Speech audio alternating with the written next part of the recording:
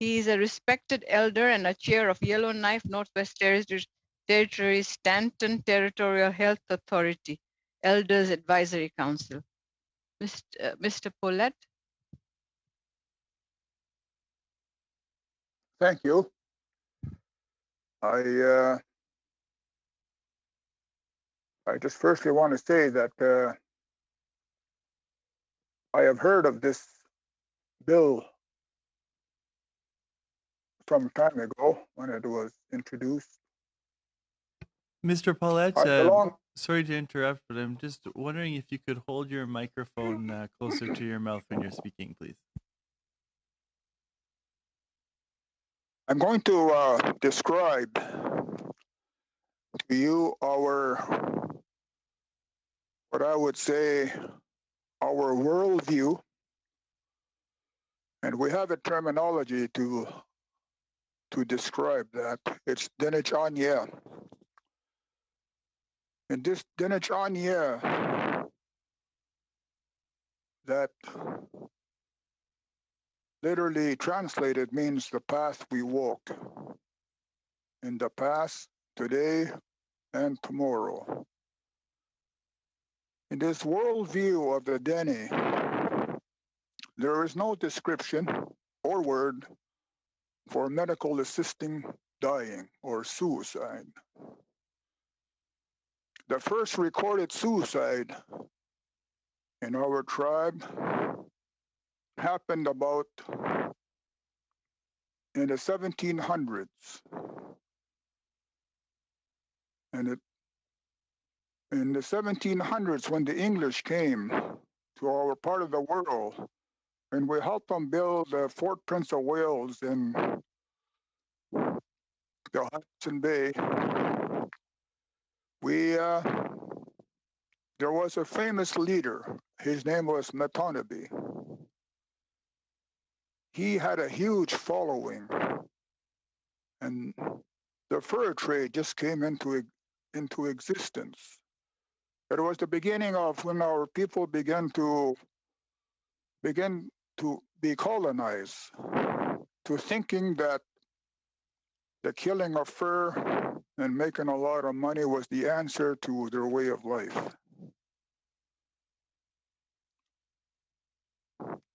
Matonabbee, that led a huge group of people from the Hudson Bay to the west, to the north. And the 7-year war between the French and the English, the French took over the fort. And Matonabbee was devastated by that, meaning that Matonabbee had a monopoly on the fur trade. When he heard of that, his army was out in the country. They couldn't be part of the war. And that same year, Matonabbee took his own life.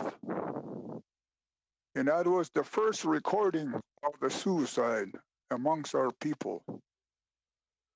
It is like in the 1930s when the stock markets fell, people jumping out of the windows. The same kind of incident happened with Matonabbee. And that was the beginning of suicide. Today, suicide runs rampant in our communities. It's become like a way of life. As I said, that suicide, we have no word for it. It's totally against the spiritual laws of how we live.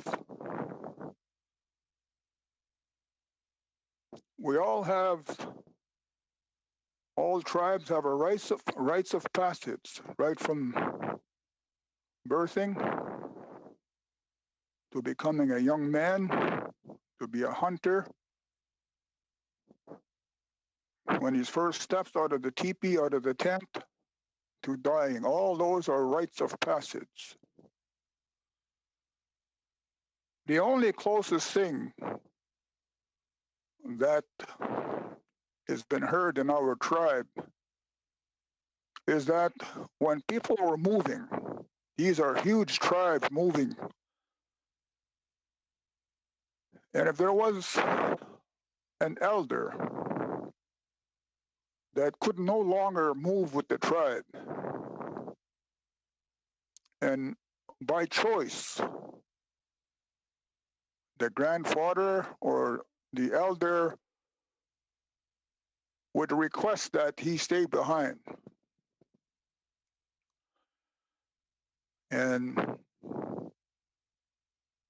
the wish was granted by the extended family, and they would leave with her or him all the necessary food that he would need to survive, and the weeks, medicines, and so on, and the weeks, as long as he could survive. And there are stories that where these elders eventually joined the group.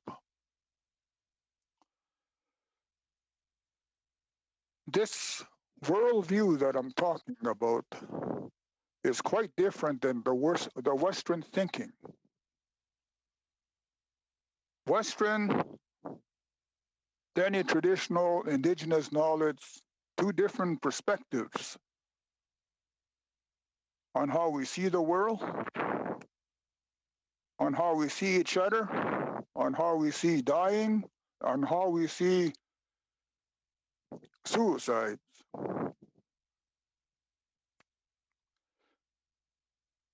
Because there are palliative cares around the country. Palliative care is where a member has chosen to stay there. And even in the palliative care unit, that place of where this person is going to pass on is not built and designed for an indigenous person. One, a bed that's constructed of steel is not the place for a dying elder. So many times we're always requesting that the person go home. And suicide has really caught up to our young people. And by that I mean iPads, television, all the gossip that goes on in Facebooks and other, and young people are getting hurt by that and killing themselves. That is unnecessary. That should not happen. But it's happening because of colonization and people being assimilated. Our country up here, because of the tar sands, is impacted.